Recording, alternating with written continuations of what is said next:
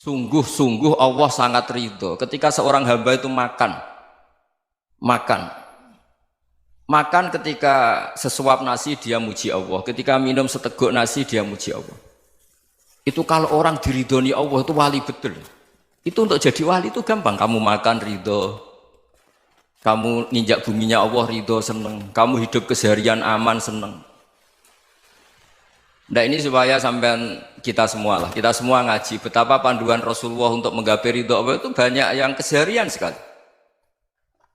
Saking kesehariannya banyak dalam hadis dan itu sahih.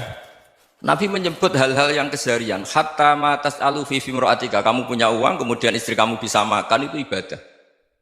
Bahkan sebagian ibadah itu dicontohkan Nabi yang akhirnya diprotes sahabat. Yaitu wa fi buti ahadikum sedekah, kamu menggauli istri kamu itu ya sedekah. Sampai sahabat bilang yang benar ya Rasulullah. Ayati ahaduna syahwatahu wa huwa lahu ajrun. Masa urusan biologis, urusan syahwat kemudian dia dapat pahala. Nabi menjawab, alaysa lawada'aha fi haramin akana alaihi wisrun. Bagaimana kalau dia meletakkan ke yang tidak benar itu kan dosa. Nah, hal-hal seperti ini yang saya ingin teman-teman semua. Saya juga agak ingin ngaji demi Anda juga agak ingin. Itu dosa sekali ngaji kok pesanan kelompok tertentu itu enggak boleh. Islam itu untuk semua. Jadi ya cuma karena di depan saya jenengan ya seakan-akan jenengan korbannya. Itu ada ilmunya dalam usul fikih itu. Jadi orang itu harus ngaji usul fikih. Nama yang disebut, mungkin Mas Sufyan masih ingat zaman ngaji usul fikih. Nama yang disebut itu tidak jaminan sebagai prioritas perintah. Jadi misalnya gini, kebetulan yang di depan Nabi itu Abu Dzar. Nabi ya bilang, ya Aba Dzarin ini uhibbuka misalnya, atau ya Mu'ad ini uhibbuka, atau ya Aba Hurairah ini uhibbuka misalnya. Banyaklah riwayat yang Nabi nyebut ya Aba Dzarin, ya Mu'ad, ya Aba Hurairah. Kemudian misalnya Nabi meneruskan khitab, ini uhibbuka, saya mencintai kamu, fakul dubur sholatin, atau sebagian riwayat disebut fala tada'an la dubura kulli sholatin, Allahumma inni ala dzikrika wa syukrika wa husni ibadatik. Saya mencintai kamu, siapa saja. Mu'ad bisa, Abu Dzar bisa siapa? Saya mencintai kamu, mohon kalau habis sholat kamu jangan lupa wiridan Allahumma a'inni ala dzikrika wa syukrika wa husni ibadatik. Ya Allah, tolong kami permudah supaya mudah ingat engkau. Anda tidak bisa mentang-mentang, wong nama saya Parmin, nama saya Purnomo, itu yang diperintahkan Mu'ad misalnya. Jadi yang disebut satu, tapi khitab itu untuk siapa saja. Saya teruskan. Jadi saya mohon semua kita melakukan kebaikan itu kalau dalam kaidah fikih disebut al yakin la yuzalu bisyak. Banyak kebaikan yang kebenarannya itu 100%. Tidak punya efek samping ke pihak lain, ke kelompok lain, ke komunitas lain. Yaitu tadi misalnya Anda makan dan itu murah sekali, hanya butuh satu piring. Setiap punyaan kamu muji Allah, setiap minum kamu muji Allah. Itu redaksinya Rasulullah SAW disebut Allah sangat ridho ketika seorang hamba makan, kemudian dia memuji Allah. Atau minum, kemudian dia muji Allah. Logikanya gampang, negara seperti ini yang kamu harapkan bentuknya kayak apa, mertua, ipar, komunitas, tetangga. Itu nyata terjadi, itu kan belum pasti. Sementara yang mesti terjadi adalah kamu butuh makan, kalau tidak mati. Butuh minum, kalau tidak mati. Butuh bumi yang nyaman ditempati, kalau tidak kita juga mati. Sebab itu Allah kalau menyebut nikmatnya itu hal-hal yang keseharian. Alladzi at'amahum min ju'. Allah itu siapa? Allah itu yang menciptakan kamu bisa makan. Tidak berlebihan. Allah itu yang menciptakan kondisi sosial itu ideal. Zaman Nabi itu ya ada orang munafik. Orang-orang pilihan Allah itu juga diuji orang sekelilingnya yang macam-macam. Semua diuji sesuai konteks zaman dan waktu. Nah, tapi ada ibadah-ibadah yang selalu disarankan Nabi. Sampai Nabi itu pernah ditanya, ayul islami khairun ya Rasulullah, Islam terbaik itu gimana? Jawaban Nabi itu unik. It'amut to'am. Islam terbaik itu ya makan-makan, yang santai-santai. Ketika Allah menyebut beberapa kebaikan, falak tahamal aqobah wa ma adrokan apa? Mal aqobah. Terusannya apa? Fakku raqobah. Terusannya apa? Au it'amun fi yaumin di masubah. Ya, atau acara makan-makan itu juga Islam. Kenapa? Ya bayangkan kalau tidak ada makanan, kita mati kan? Kondisi sosial tidak ideal itu Anda masih gak apa-apa. Tapi kalau Anda tidak makan, Anda tidak minum, Kamu punya istri cerewet masih bisa hidup, punya mertua cerewet masih bisa hidup. Tapi kalau tidak makan bisa mati. Berarti penting mana istri sama makan? Penting mana? Makan. Semoga istri Anda dengar. Nanti kamu disuruh makan tapi pulang deh. Itu kalau dibahasakan makan masih memahami. Penting mana nasi satu piring dengan istri. Nggak ada nasi mati, nggak ada istri belum mati. Penting mana? Gak berani jawab kan? Nah, ternyata Anda ada garang kan di depan istri. Jadi saya mohonlah, mungkin Mas Sufyan Sauri tadi yang bisa bantu lah. Teman-teman tuh ngaji yang keseharian saja. Karena kita nyari ridha Allah itu berdasar firman Allah. Dan firman Allah itu menyebut keseharian tuh riang, gampang.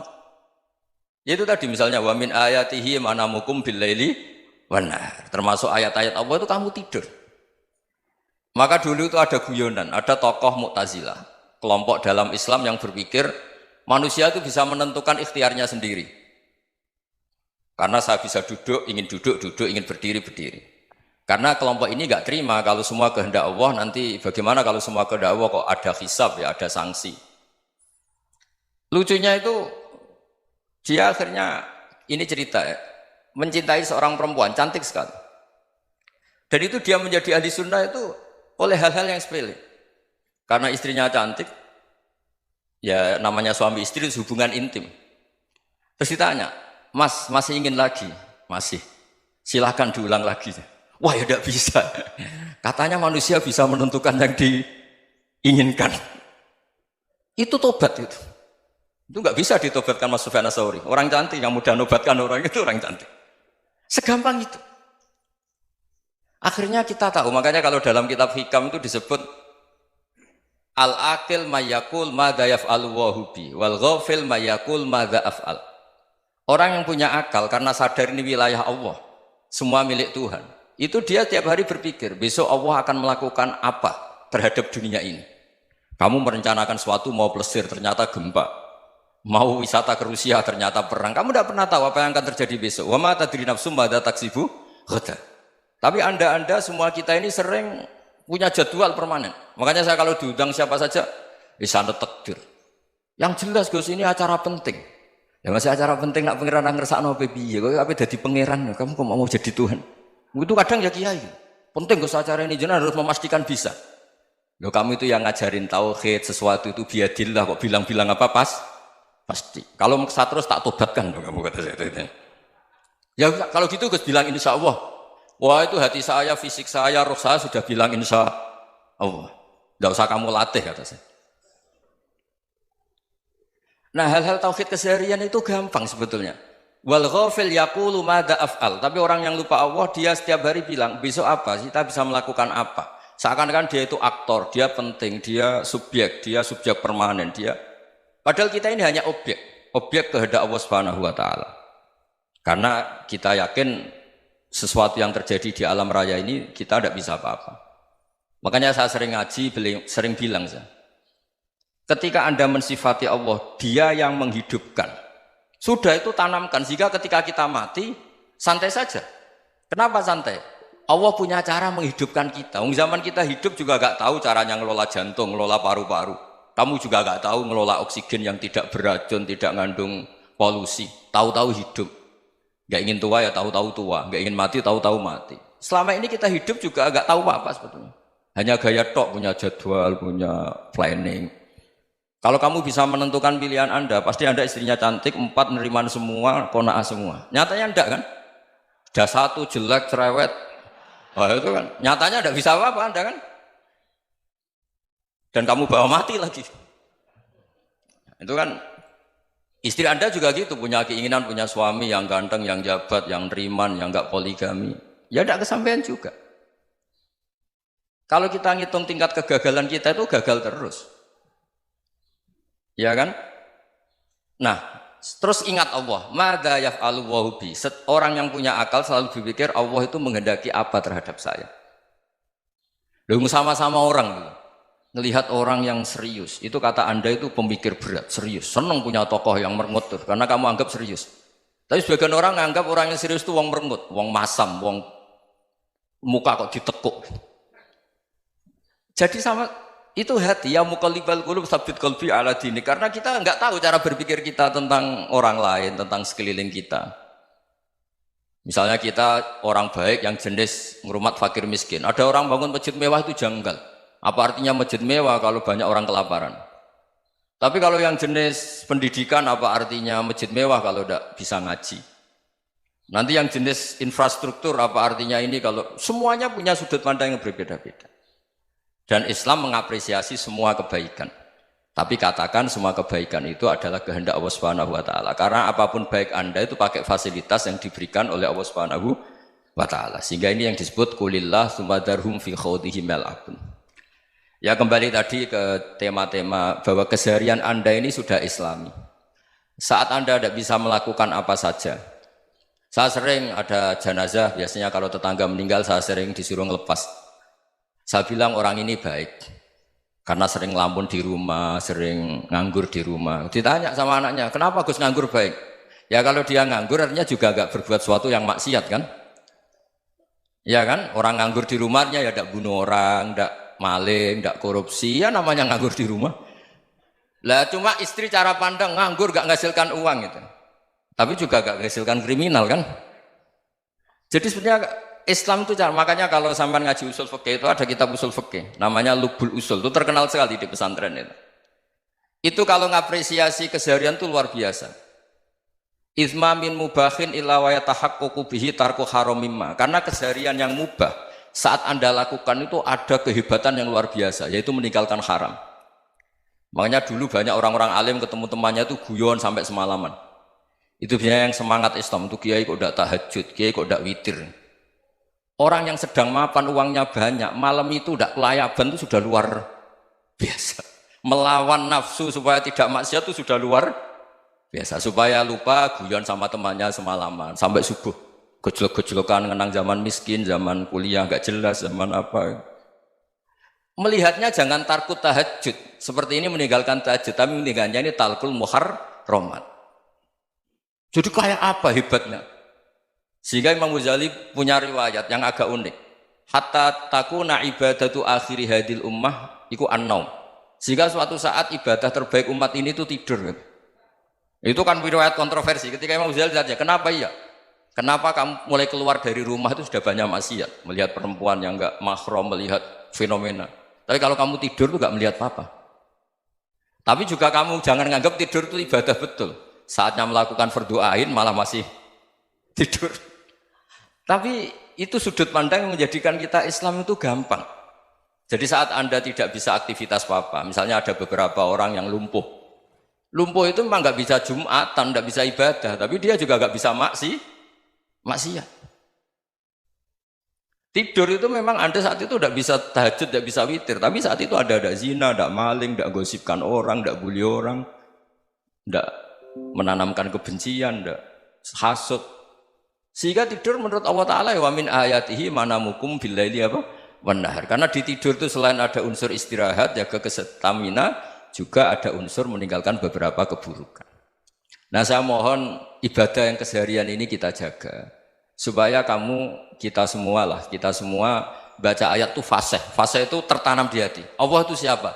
Alladzi at'amahum min ju'i wa amanahum min khauf. Dan Allah kalau cerita di Quran itu anna subabnal ma'a subba thumma syaqaqnal ardhan wa syaqqa fa ambatna fiha habba wa inaba wa qadba wa zaituna wa nakhla wa hadaika hulba. Kamu tahu saya ini siapa kata Allah? Saya ini adalah Tuhan yang menurunkan air. Kemudian ada tanaman banyak. Habba wa inaba wa qadba, ada zaitun, ada tin, kalau orang Jawa mungkin ada tela, ada padi, ada mangga, ada pisang. Sudah. Wa inaba wa zaituna wa nakhla wa hadaika hulba. Ada perkebunan yang lebat. Tujuannya apa? Mata Allahkum, silahkan kamu pakai, kamu nikmati. Tapi karena kadang kita ini punya ide-ide besar. Tadi untuk syukur saja nunggu punya istri riman, rumah baik, tetangga baik, komunitas baik, semuanya baik baru syukur. Lama-lama nanti ada di surga, syukurnya nunggu surga paling kelas A. Itu sudah ada yang menghuni Rasulullah, kamu nggak boleh di situ. Masa untuk syukur saja? Repotnya Masya Allah.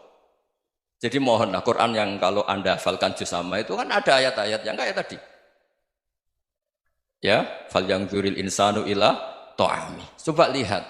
Apa yang kamu makan ya? Dari mana? Dan untuk mempertahankan hidup kamu keseharian. Jadi jangan kira ibadah itu harus membentuk komunitas yang versi Anda. Ibadah itu harus yang hal yang mulu-mulu. Kesehariannya Anda alami. Loh ini saya tidak bikin-bikin. Saya ngaji bukan karena berdasar pesanan. Itu ayat yang saya baca kan betul ada ayatnya kan. Fal yang dzuril insanu ila ta'amih anna sobabnal ma'a sobba thumma syaqaqnal ardo syaqqa fa ambasna fiha habba wa inaba wa qadba wa zaituna wa nakhla wa hadaika ghulba. Terusannya apa? Mata'al lakum, silakan kamu nikmati. Mata itu silakan kamu nikmati. Ya kayak sampean dikasih hidangan ya makan. Ya sudah makan, habis makan ya minum, habis itu ngantuk ya tidur. Ya sudah normal-normal saja. Kayak apa indahnya Islam? Tapi Anda mencari Islam yang gimana lagi? Nah itu yang diajarkan guru-guru kita, diajarkan sanad kita sampai Wali Songo, sampai Rasulullah SAW. Bahwa pada akhirnya ada jihad, ada perang. Itu dulu memang perang, bukan membunuh, beda. Dulu kita dijajah Belanda ya perang, dan itu normal karena kita dijajah. Jadi ketika orang lain ingin baik sama kita, wa in ahadum minal musyrikin astajaroka ya fajirhu hatta yasma'a kalam Allah. Kalau mereka ingin baik ya kita baik. Makanya ada istilah mustakman, mu'ahad. Kalau mereka ingin damai, berdampingan dengan kemajmukan ya itu yang lebih baik. Karena memang Islam menghormati proses perdamaian. Wa in janahu lis-salmi ya fajnah lah. Kalau ingin damai ya kita harus damai.